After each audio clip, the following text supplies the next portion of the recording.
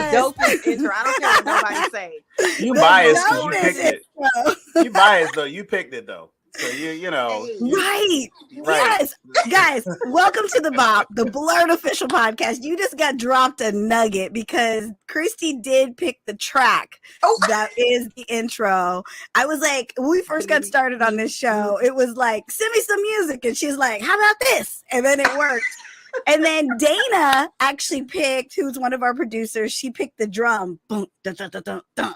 Like and so I just mixed the two. But welcome to the BLERD official podcast. We are here. Yes, I know, right? The remix. I am Karan Ashley. Hilton George, how are you? How are you? The legend, the myth, the man, Hilton George. All right. I was a myth, all right. At this past week, recovering from New York Comic-Con and all these people and bodies and walking and weather. And I mean, it was great. You would not believe this. We actually got a chance to see each other briefly. So many people. Does it count? So many people. It was like you run into somebody at an airport and both y'all late, so y'all can't really. You both running like it this. Was the same. Everybody was catching flights back and forth. Yes. Yeah. So that was the big highlight for me. And so New York is in my rotation. Yes, New York is probably one of the best shows as far as fun, right?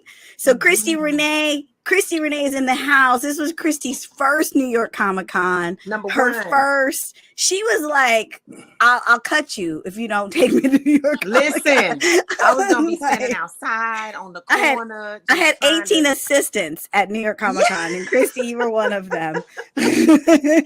Oh my God. Yeah, my cherry was definitely squashed. Oh God! What are we talking about here? What happened to you at New York Comic-Con? There's a Comic-Con. I don't know how your weekend went. Whoa!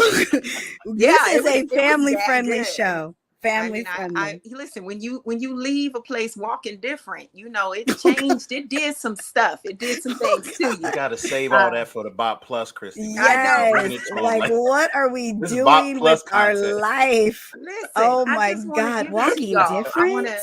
Our fans and our viewers, they deserve the full uncut, but we got more and uncut. We got so much more cool stuff coming to really show our experience at New York Comic-Con. But yes, it was my first time. I was speechless about just being able to be there and experience it. And it was everything and more that I had imagined and hoped for. And I loved it. I just want to correct the record. So I saw Christi probably longer than I saw Karan. Yes. And she was not speechless. She was a mile a minute. The same energy you see here was the energy she had standing in that mob. Like, and let me tell you something. And this, and then we're gonna do this. We're gonna get this shot real quick. Sit up straight. I mean, she was not. I was producing and directing and doing the day. She was doing it. I tried my best. She was doing it. I wanted to make Mama proud. Yes. The one right here. I'm proud. I'm already proud. Speaking of mamas, I got to meet your daughter for the first time. Yes, she came by the table, Heaven. And it was like the same picture. It was kind of freaking me out for a second because I was like, wait a minute. Young, am I getting punked? The OG original version and the newer version. Oh, girl. Yeah, I didn't call you old. I said young. I said young, referring to Miss Heaven. Heaven is young. She's what, 20, 18? She's 18 years old. She's younger. I'm young. Yes. She's younger. Okay. I always tell people she's the pretty twin. She's the pretty twin. You guys honestly look just alike. Like twinning. Yeah, it's crazy. Well, I find that. I should probably interview her as well because she had a blast just for the short time she was there. So she had the same energy mom had. She wasn't being like super shy. They say the same things. Like they say the same phrases. Like you're like, I was like, wow. Yeah. Good time. Yeah. Like Heaven came to help me at a con. Christy was busy and couldn't come, and she was like everything Christy would say, she would say. And I was like, even to like buy me a drink. And I was like, girl, your mom. Yeah. Look, Karen, did she? But I just want to know this: did she get the door for you? Because you know how you are with doors and me. No, I don't know that she did. I think, I don't know. I think I got the door for her. I need a refund. It'd be like that. Christy is like my mom when we're on the road. Like she takes care of me. She opens the door. Like she's like, I just like stand there and she just hurries me along. But I love it because I need it. Because I'm like day 2, I'm like, oh, why do we gotta go? Ah. She eats that up. I love it. Yes, I love it. So New York Comic-Con, yes. We're gonna have a whole episode. Christy is producing. This is her first production. She had some great interviews. She got some amazing footage. I obviously was held hostage to my table because I was signing there, but this is it's gonna be amazing. I've seen some of the footage already.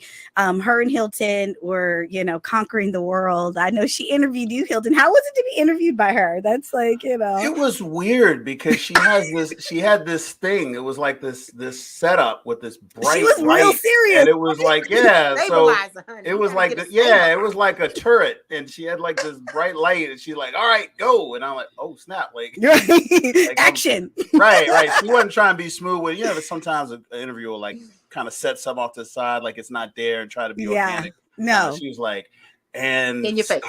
Right. Yes. So we got the chance to do that, and she had that thing running. Like it was like, okay, she got footage on that pro setup. I know it's gonna be hot. So I'm really looking forward to seeing, because she made her way around. So I know she saw more important people to me, and people who have more to say to me. And she probably stopped some cosplayers and just got some good FaceTime. I didn't look for nobody harder than Hilton George. It took me 23 minutes to walk in 7 circles and find that spot, that booth. And I think that was because, again, I always say we're like a myth. We're never really all in the same place at the same time. And so it's like, do people really think we know each other? Well, especially Karen and I are often together when we get to travel. But this guy right here, like if we can catch you. And it was so crazy because when I first set out to go find you, got to the booth and they were like, he just left. And I'm like, golly, he just left. He came to see me. Headed to come see y'all. Yeah, I went to see you, and then you came to my booth, and I doubled back, and see. But it was a mess. I was determined. I came back, and then we got some really good stuff. I'm excited to share. Now, see, the thing that people need to know, if we're going to talk about New York Comic Con, we're going to talk about it from the perspective of the people that's working it. Okay. They have got a way of dampening the cell signal, so none of your apps they turn it off. After about, like, if they open the doors at 10, you got till about 10:30 before they have it's a dampening field. Oh, right? I bought that expensive Wi-Fi because I couldn't have the damping. Wi-Fi. Yeah, you got it for your transactions. Most people, and what happened was on Tuesday and Wednesday, when everybody was setting up and they were, you could check your signal. Oh, I can run my square off of it. It was cute. I got my hotspot. Real and then cute. They turned them. I pointed to them. I showed them, like, look, there they go. And they're like, oh, snap. That's what that is. Like, yep. They turn that thing on. Everybody's signal goes down. So we weren't able to communicate at all or anything while we were in the show. But the minute you step outside of the Javits Center and hit that sidewalk, all your messages and all your apps wake up. And it's just like just hitting you. And so if you're going to a New York Comic Con, the Javits Center does this. It is legal. It is very legal. It is very legal, and there's 1,000 ways they can justify it. But then when you go into that little guest services, and he said, "How much is the Wi-Fi?" It ain't like no $15 like at Hilton Garden Inn. $350 or something like that for the whole weekend. $340. One device. Yes. You got one device. Yeah, you can't, and they do it for you. You can't do it yourself. Well, and they were like, you're on a secure network. Like there was no, I was like, oh shoot, dang, oh girl. I'm serious. Ain't no hacking. Easier. you can use your phone at the White House, but you can't use it at New York Comic Con. No. I'm telling you. You're gonna be safe from Al Qaeda at New York Comic Con. Because none of the bombs is going off. They're gonna be like, no. No. Look, the dampening field was so bad that my Bluetooth speaker didn't even work. My phone talking to my Bluetooth speaker was not working. I had to plug a laptop into the speaker with a coax cable. People were like MacGyvering it. I'm like, what in the world? We saw some MacGyver setups. Like, it's just like, well, that's the thing though. If you're going and you're going just to have fun, then maybe it's a good thing. Maybe you need to unplug and maybe you just need to enjoy your weekend. But if you're going and you're going to, like, you know, you're promoting your con or you're promoting your show or you're promoting yourself, whatever, if you got a booth there, go ahead and take the plunge and buy the $340 Wi-Fi. That is good for the whole weekend. Save now. Add that into the Comic-Con hotel / cab / train / that's the thing about New York. This is why we were so tired, because it's like a freaking hike just to get in that mug. Like, you got to, like, there ain't no hotel across the street. You know, like, you just like, oh, I'm in the hotel or I go across the street. Convention center's there. No, you ain't. You have to, like, it's at least a half a mile walk. Yeah. And then when you finally get there and you walk them, and this is the thing, they say, oh, it's just 3 blocks. Them New York blocks are long. They different. They're different. That's a whole different animal right there, boy. Them every day, and they are different. And so you finally get in there, and then it's like there's the crowd, and then there's this, and so when you leave, it's even hard to find food. Like, we went to how many places to eat one night? It was like 4 or 5 places. Like, people were getting mad. It was like, if you are within 4 blocks in any direction of the Javits Center, food is not an option. Not an option. You got to go away, or you just got to go cheap and just, you know, go ahead toward the Times Square area. Hit a bodega get those little slice of pizza or something. But getting in to sit down somewhere with 150,000 people in any given day. We had a party of 10. I don't know how we did it. Like, I don't know how we did it. Party of 10. We had 10 people with us, and we were just like, dang. Well, one night we had to just rent out a restaurant area and just say, okay, everybody, this is what it's gonna cost each person. Boom, boom, boom. And then another night, we just got lucky because they had a back booth, and we all just, like, it actually worked out really well. Really good Asian restaurant. Like, but it's like you said, it's just impossible. And so after the 4 days, you are exhausted. Like, you have worked, your muscles hurt. Like, you worked out on your Peloton. I'm gonna do a whole segment on, and matter of fact, I might interview it. The blister that formed about this big on my foot. You had a blister. It's like another person. I told you to wear some New Balances. You trying to be cute? Yeah, I was. My sister had a blister too, Christy. I know I wasn't the only one walking. Naturalizers. I literally was hobbling. Yeah. I literally told both of them, my sister and Christy. I was like, I told my sister especially because she is queen of the heels and cute sandal and I said, girl, this is New York. We're gonna even when you don't want to walk, you still gotta walk. Like, it just end up walking.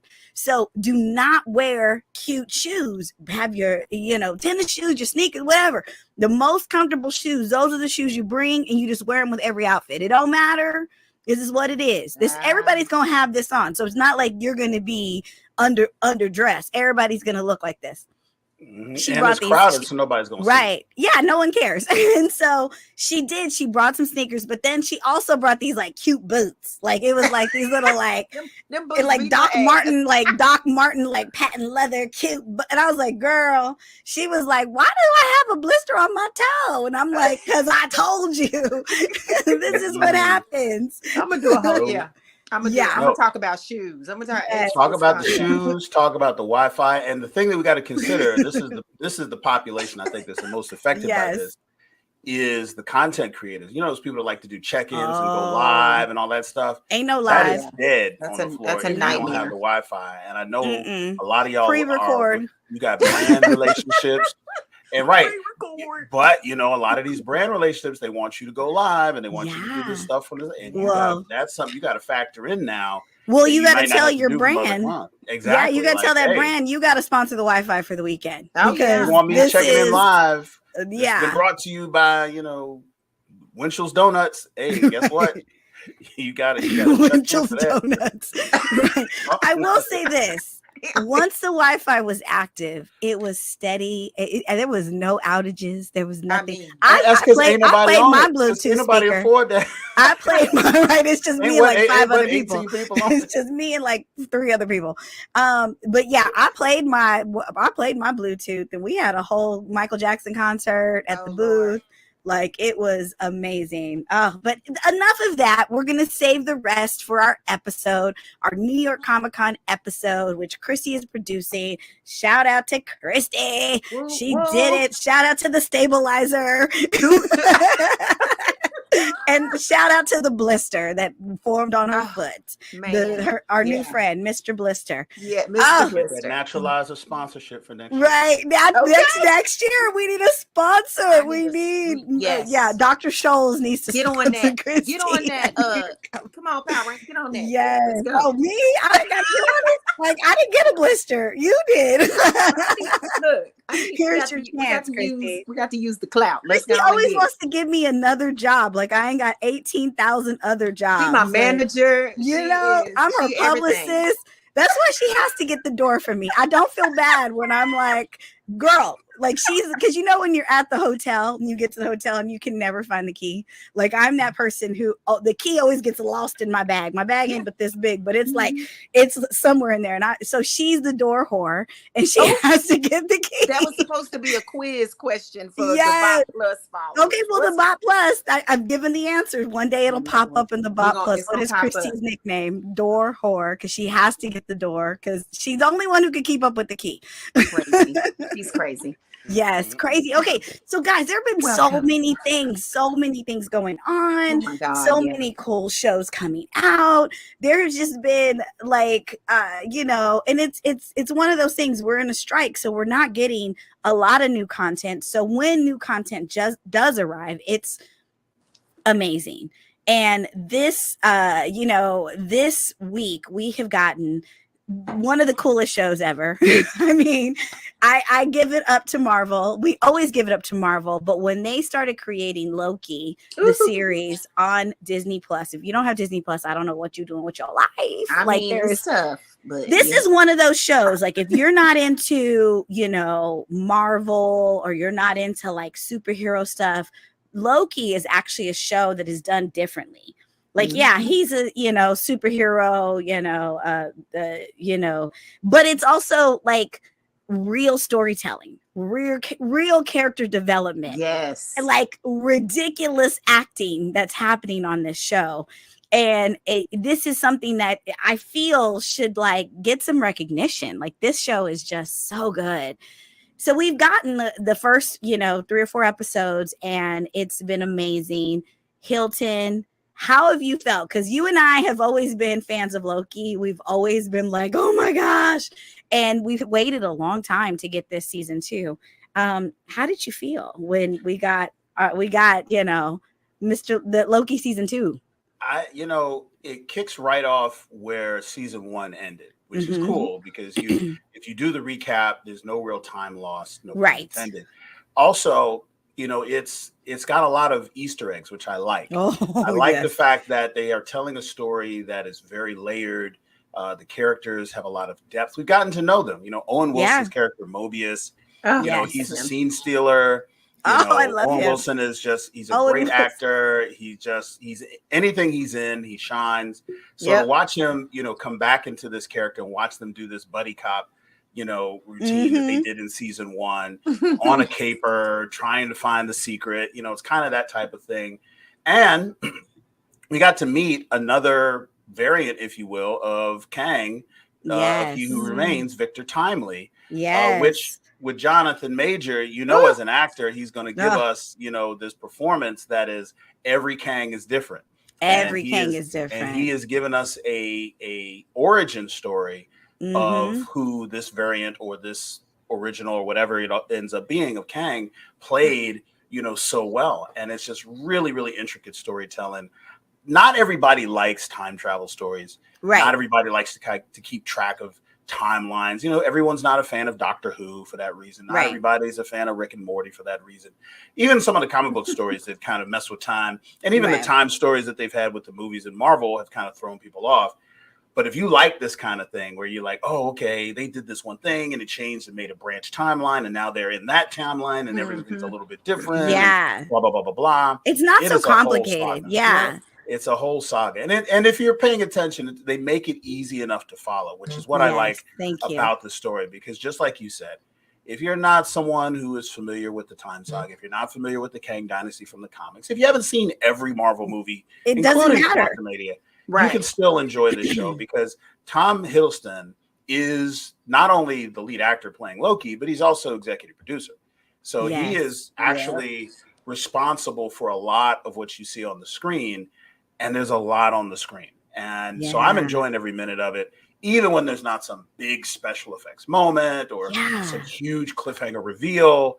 It's still like, oh my God, I just loved watching this 45 minutes of Loki and all the characters dancing around on the screen, telling the story and moving the plot forward. So yes, it's a big hit for me. I will not miss an episode. I know, right? It's like every Wednesday I'm like, okay.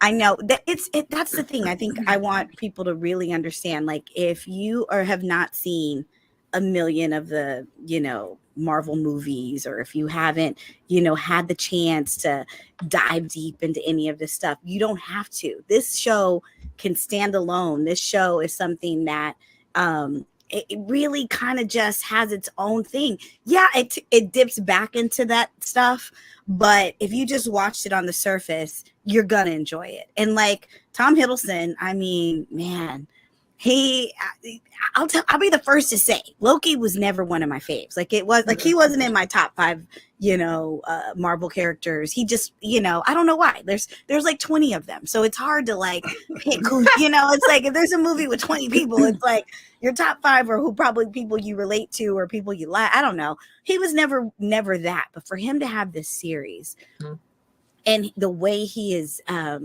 just magically. Loki is such a cool, deep, character. He's gone beyond what we saw in these Marvel movies. He's not just the mischievous guy. It's like he's got heart. He's got like he sees the bigger picture. And I think that's what season 1 kind of did for me.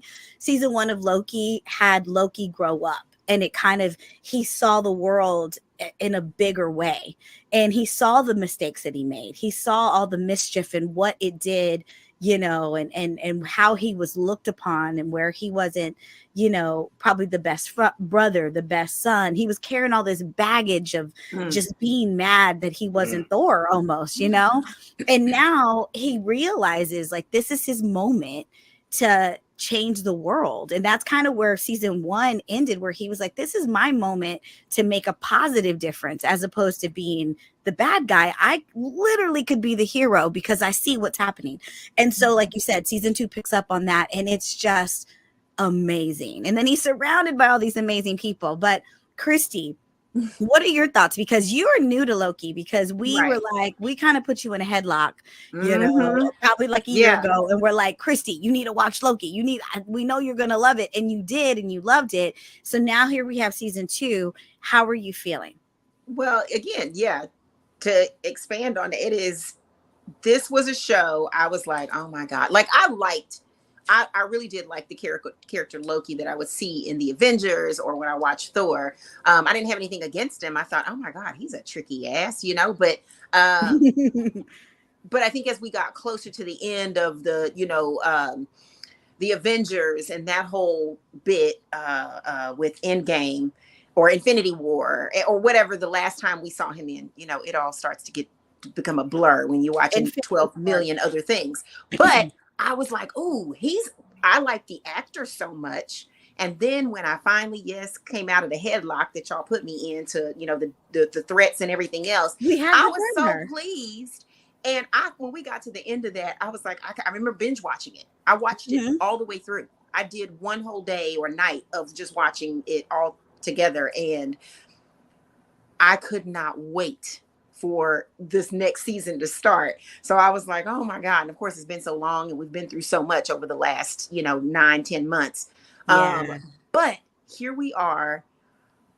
The cast the acting is so good. I think, Hilton, you just touched on how, because if you don't know the whole story, you don't have to go watch all these different pieces to try to figure out where we are in this. I think the reason why that formula works, or why that theory is true, is because of the cast. That they are the writing is so good. It is so there's nothing superficial about it. And again, the character itself, well, everybody has this duality, with the exception of the wonderful Jonathan Majors, who I'm still rooting for. Go Jay. I think everybody has this duality, and Loki is one of those characters. When you talk about, character arcs and developments, and like both of his characters, his mischievous side and his, I think I'm actually a superhero side, they both are they have these arcs. And there's kind of a tug and pull, but I love watching it unfold and just see where he's going. And again, I think one of these days, I always imagine I should do like some fandom stuff, fandom writing, and imagine him in becoming an Avenger. Right. like a full-on Avenger. He's gonna join the crew. He's gonna meet up in in holograph and all of that. So no, this series is really, really, really good, and I'm very excited. You touched on something. Fell in love with it. I just thought there's something I want to circle back to that I think you emphasized, and rightly so, Christy, was the cast. And one of the things that we got this year or this season is the addition of Ki Hua Kwan. He's playing what is his nickname? Obi. And I mean, he is just, I hate to use his word because I don't want to sound like I'm making him sound precious, but he's a treasure. Like every scene he is in is just amazing, because he just has this energy and this presentation and this interpretation of this character called Obi, who kind of works in the guts of the TVA. And he's been down there for hundreds of years, and nobody comes to visit him. He has no human contact. No one knows where he's from. He doesn't really know. All he does is what he does. And he's so matter of fact about everything. Oh, we're gonna die, and they're like, oh, no. And he has no sense of irony. He's never like really joking. He's super pleasant, and it's like a scene where like Mobius says, well, we can hack into the system so that the doors will close and the catastrophe will be averted. And he's like, that's a great idea. You know how to do that? And he's like, no. He's like, oh, so we're back to gonna die, right? Right. Like someone was saying something in concept, and he was like, yeah, that's exactly what we should do. Great idea. Oh, wait, we can't do that. So him being a part of this, I think he's going to have a big role in the series going forward. They're doing something with this character, and I can't wait to see what it is. His ascension after his Oscar for Everything Everywhere Always has just really been an amazing resurgence. And it is ironic that he was in that movie that was about time and dimensional travel, and now he's starring in the show that kind of stands on the same premise and even uses a lot of the same terminology and everything. So he is the main addition. He's one of the new people that you see there, and he is doing an amazing job. And I'm really keeping an eye on his character because he's doing some great stuff. Yeah, no, Obi is, like you said, he is a treasure. And what I like, what's funny is like, he was Data in the Goonies. It's almost like Obi is Data grown up. He has the same voice. He has the same timbre. He is the exact same. And he's like, he has some sort of like magical thing that happens with him. Yep. Like, it's like just the way he talks, and he's bright. Like, he's one of those bright people. It's a childlike quality. That he brings to very everything. much so. Yeah. The innocence. He has that, the essence of innocence about him. You want to know something that's crazy? It sucks you in. He sucks you in. What's you want to know something that's crazy? Remember those amazing fight scenes and Everything Always all the time? Yes. I say something different every time. Everything Always all at once. There you go. All at once. There you go. One of those amazing fight scenes. Yes. He actually choreographed those. He is a fight stunt performer. Wow. That's what he does. And I'm sitting there thinking to myself, are we going to get to see him do some Jackie Chan I hope so. in Loki? Like, don't have him in here and not use don't utilize all his talents. Like, wait a minute. I've seen him with nunchucks. I've seen him with fighting staff and dual swords, doing some amazing stuff. And I'm like, okay, they might be able to throw something in here that we didn't see coming. So he's got as an actor, he's got some amazing resources, and I want to see if Marvel's going to put some of that on screen. You know what? I hope they do, because this is the thing. Like, every single character that they introduce, you think it's one thing and it ends up being another. Like, that's the beautiful thing about the storytelling and the writers and the people that they have writing these series. It always unfolds. Like, it's almost like an onion. You get this one thing, and then by the time the series ends, it's just they've experienced so much, you get something else. And so, obviously Loki is really new right now. So we don't want to spoil things for anyone, or we're not going to give any major plot things. But one thing I will say is that all of the characters from season 1 are a little different in season 2 because of what they've learned and what they've experienced. And even like the character of Sophie, like, I love, like, she, one thing they realize at the end of Loki season 1, so I don't think this is really a spoiler, is that they realize that, they were stolen from their lives. Mobius, Sophie, all of them, they were all taken from their lives and put into this world. And they realized, like, there was life that was lived, there were memories that have happened, and although they're here now, it's like, it's almost like the series opens up of, don't you want to know, like, who we were? Don't you want to know? Right. Like, and they all know at some point their minds were wiped, like they've been manipulated. So it's like, it's one of those things where I think it's just such a in depth. Like, can you imagine, like, you're living your life and you're just living this mundane life and you just have all these dreams, and then one day you realize that you're in this alternate world and they've basically fed you your dream, or they've fed and they've kind of just, and there's like this whole life that's happening out there, this whole life that you could have that you lived, and you were taken from it. And now you've been put in this desk job. Like, I don't think we've ever even seen outside of that office anytime they're there. Like, I think that whole outside part is like a miss. I don't even think that's real. Like, I think that's like a movie playing or something, because it's just so crazy.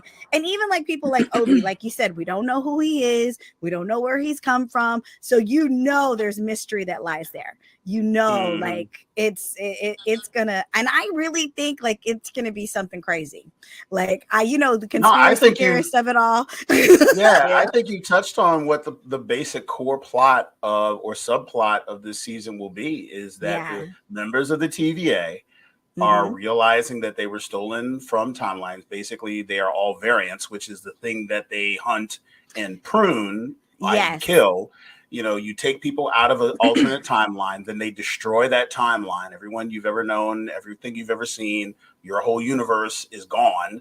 And then they wipe your brain, and then they make you an agent, or they make you a soldier or a hunter or any of those things. And that's all you ever thought you were. For however many years or centuries or whatever you've done it, that's all you know. And we're starting to see people peek through that in real time, while they are now trying to save the TVA, because it's a real threat to all of the timelines if they don't fix all the things that are wrong.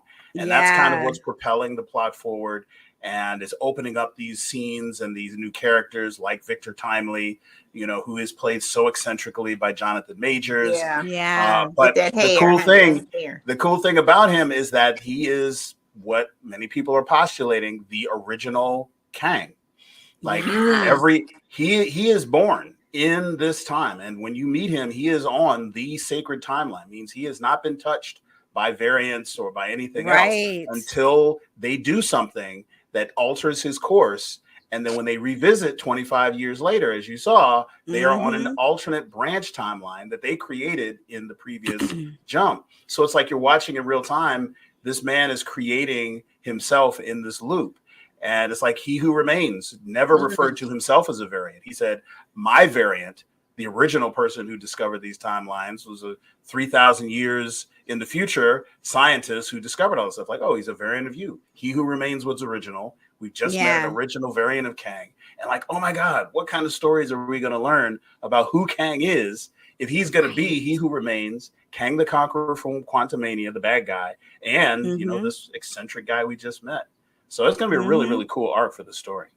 Already, he's played 3 different characters. I mean, already the talent in that alone just deserves its own, you know, platform to really like dive deep. What I love about this story is, and Karen, you touched on this, I think, and you encompass this, is the humanity of it and how we're learning about ourselves. Like I love movies like The Truman Show, and you think about how somebody is some greater thing that takes this one life and controls it from start to almost finish, and realizing that, you know, it's the lifting of the veil, it's the epiphany that happens, the like revelation. The Wizard of Oz, you know, pulling back the curtain and realizing this is a fraud, this is a sham.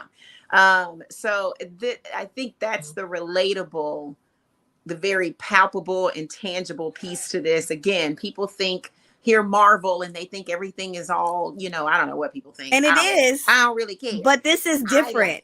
Disney Plus is taking the different, you know, we're getting some real television series here. And some real cinema. I think it's a formula, though, again, over the years that Marvel has started. They started some time ago perfecting that, reaching the heart and talking to, you know, and illustrating humanity in all our mess and all of our, you know, imperfections.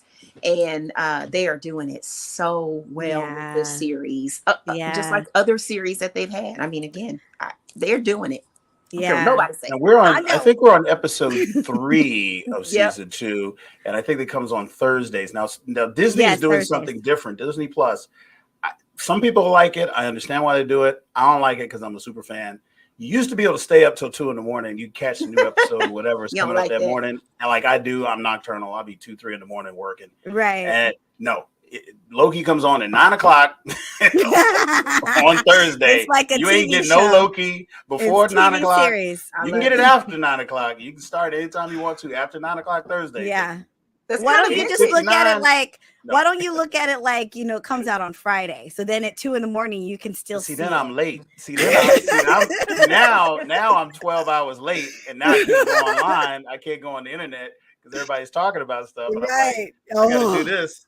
Please stop doing that, world. Please stop doing that, social media world. Stop talking about everything instantaneously. Like, why are people compelled to do that?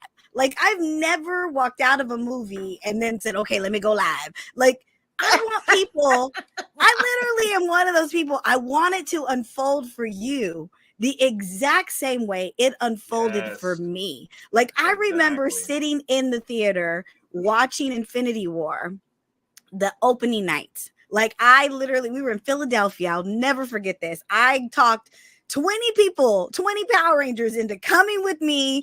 I don't know how we pulled it off, but we all went to see Infinity War.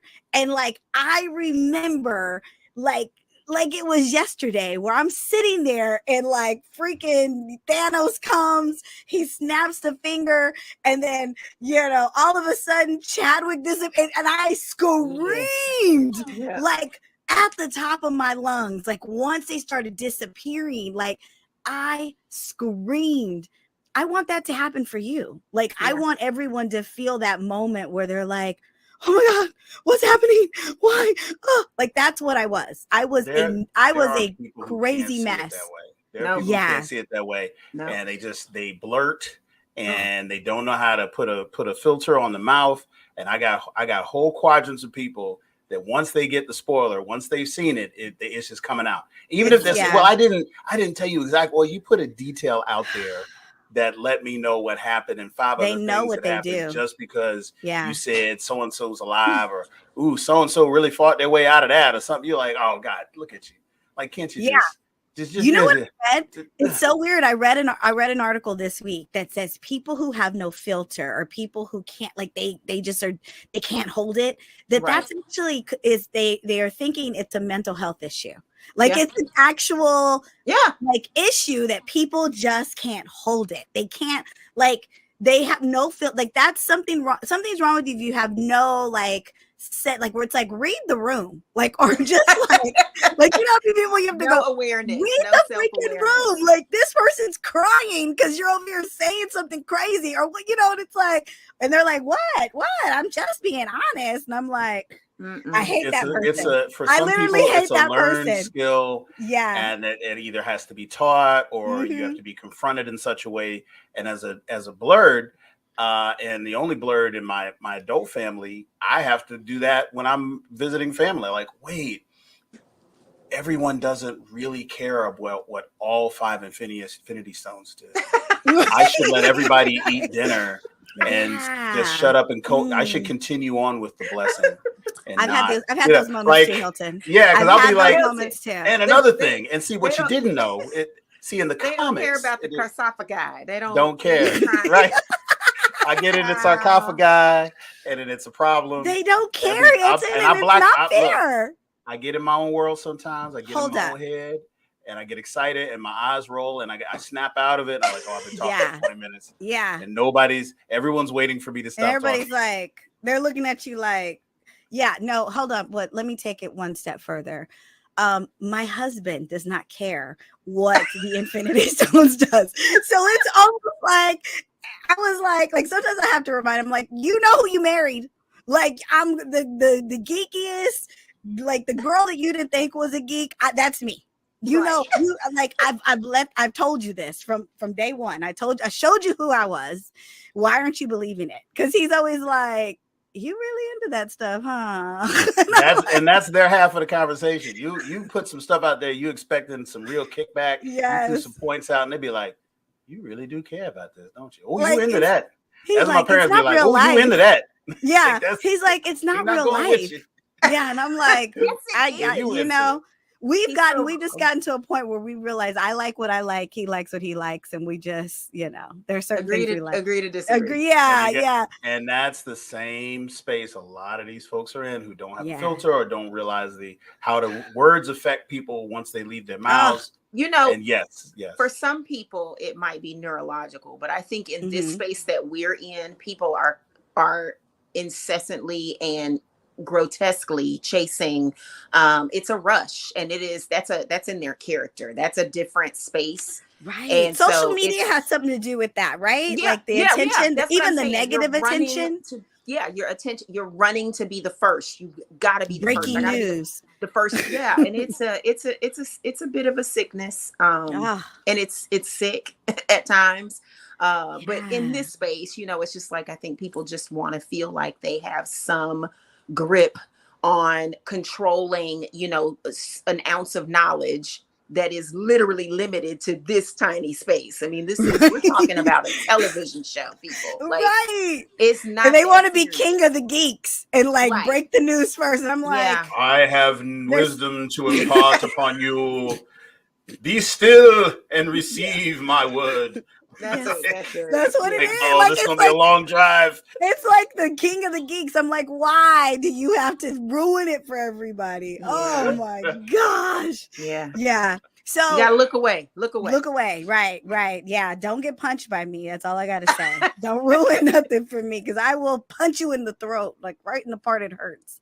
Like where you're like you'll do that. You'll be like catching your throat with an you'll need a drink of water for at least 2 hours. There'll be nothing that can quench that thirst if you ruin something for real. Freaking, you know, I've got experience smacking people. Oh, don't try me. I've got 80 episodes and a couple movies under my belt. Right? Where's my chancla? Where is it? I mean, it ain't gonna hurt much because it's foam. It's like perfectly lightweight, but it ain't supposed to hurt. It's just to snap you out of it. Get your attention. If you got a Mexican mama, she can make anything sting. Like, I don't know. God, like it's just in the throat. It's in the wrist.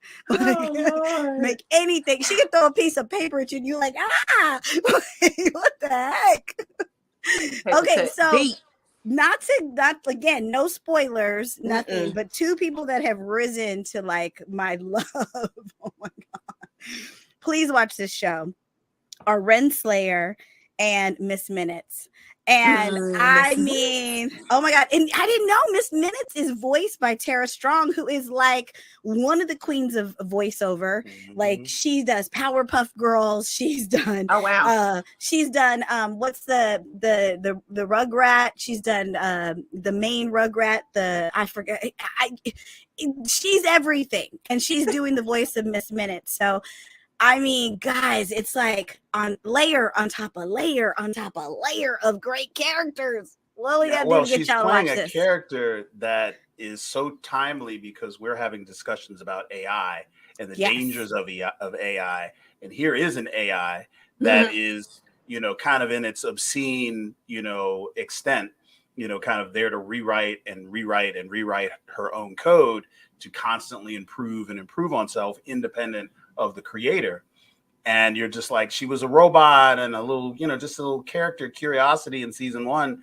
And we are really starting to understand how important or how impactful Miss Minutes was, and will be to He Who Remains and the story. But oh my God, like she's kind of psycho. And, and I don't want to spoil anything because if I say the wrong word, seconds. Within minutes. Like she's like really, like you're like, oh, that's what's going on over here. Like it's like when you have that crazy girlfriend or boyfriend, and then you're like, oh my god, and then all of a sudden you're like, what? Like it was, and all you hit that button. Or it's like blink twice if you're okay. It's like if you're not okay, blink 10 times. You're like, help me. Creepy. I'm telling you, there are going to be cosplays, and they're going to be. Oh, I can't wait. I saw this episode or the episode before that, and then I saw a Miss Minutes cosplayer at New York Comic Con.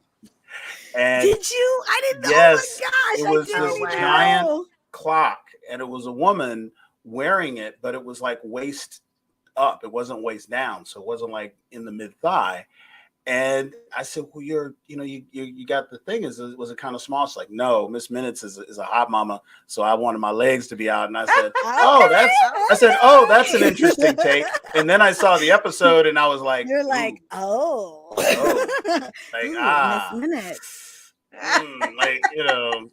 But you had at Miss Minutes, she coming through the thing. So they're doing some stuff with this character that is going to be really interesting. Tara Strong is doing an amazing job. Oh, Tara, voicing congratulations. The scariest and creepiest character. The deep dive stuff has always thought she was scary, powerful, and creepy. But there was stuff like, oh, that's deep dive. You can start piecing together stuff if you look hard enough. But now they're putting it out front. Like, nah, she's conniving. She got an agenda. She's jealous. She's side-eyeing people. You a woman give you that side eye. You see the side eye.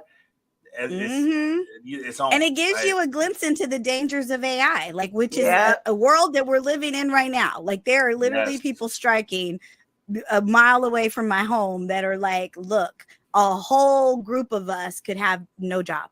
A whole group of us can be replaced. And so, it's crazy. So never goes well.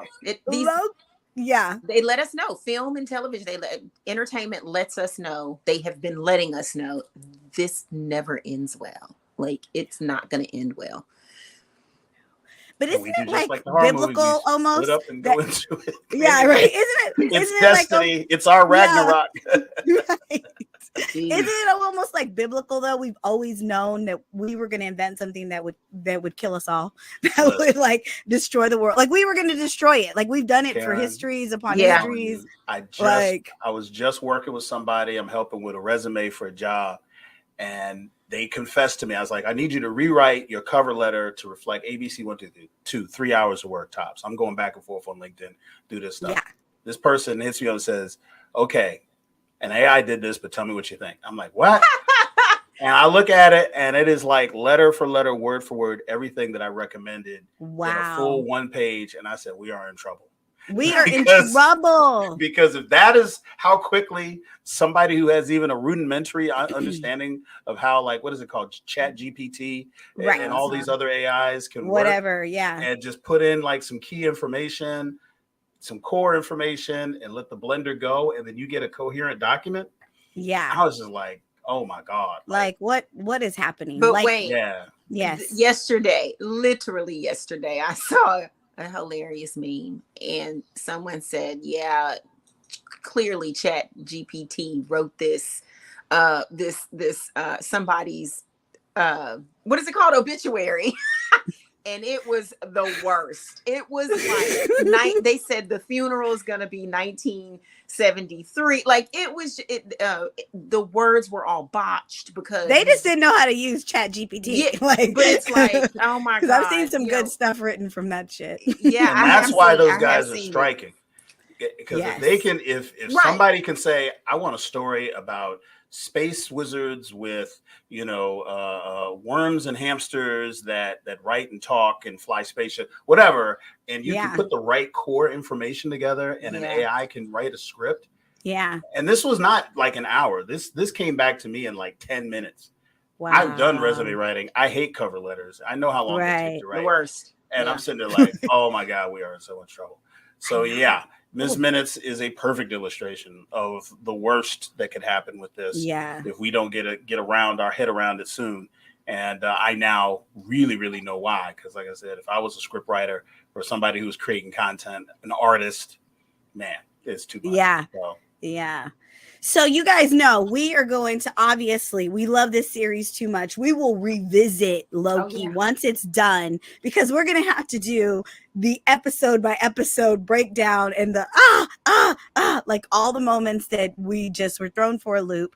We're going to have to revisit that. And we also, there's just so many like cool things, because if you're a Marvel fan, it's totally giving you Easter eggs on different things, and it's totally going to lead to other things, and it's going to foreshadow other stuff. And so you know how excited we are about all the stuff that are coming out this next year. But guys, we're kind of at the end of this episode. Is there any last thoughts about Loki? If there was somebody, maybe one of the members of my family, who would be like, I don't want to watch that. I don't want that. I don't like that. What is your pitch to them? What are we going to say to them to get them to watch this amazing show? Because this show has got levels. Like, I'm hoping, we get a couple more of the series that we love. Marvel.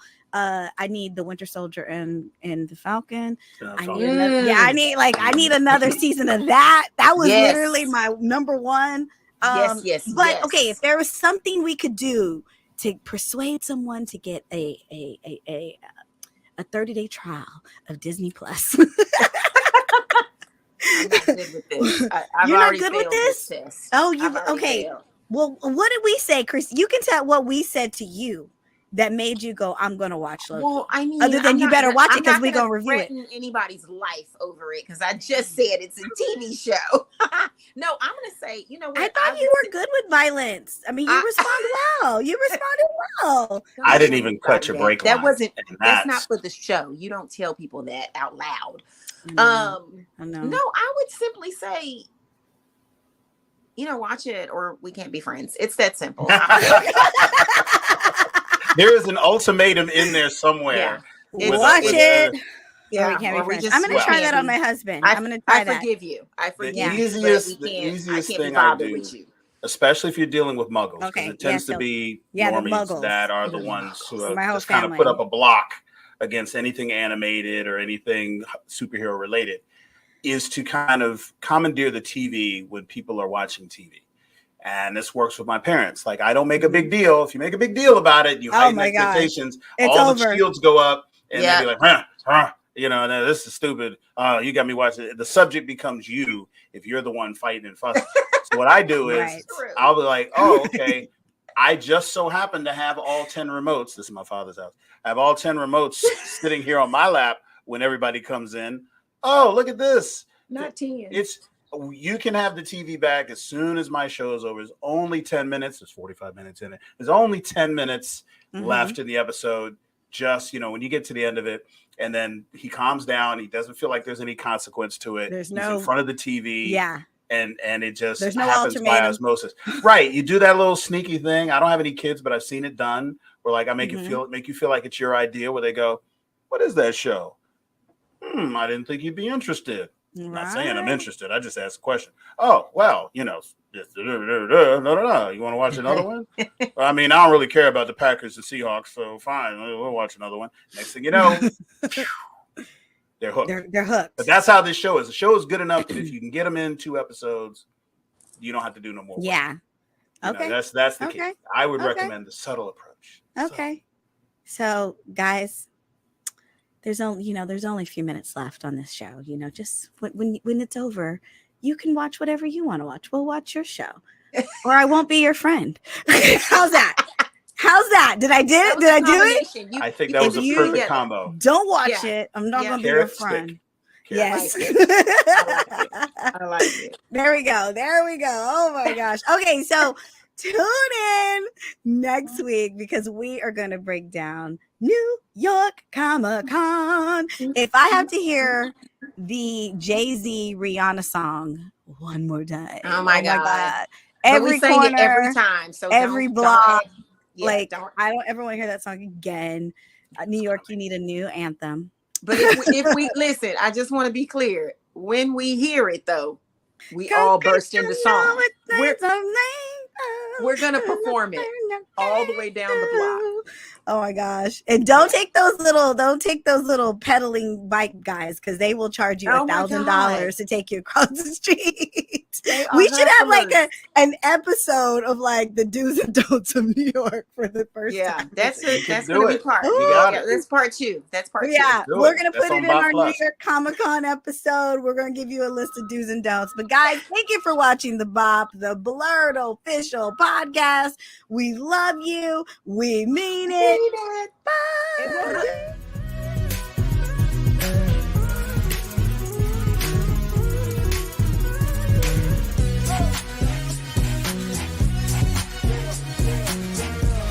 Tune in every Tuesday for a new episode of the BOP, the BLERD official podcast.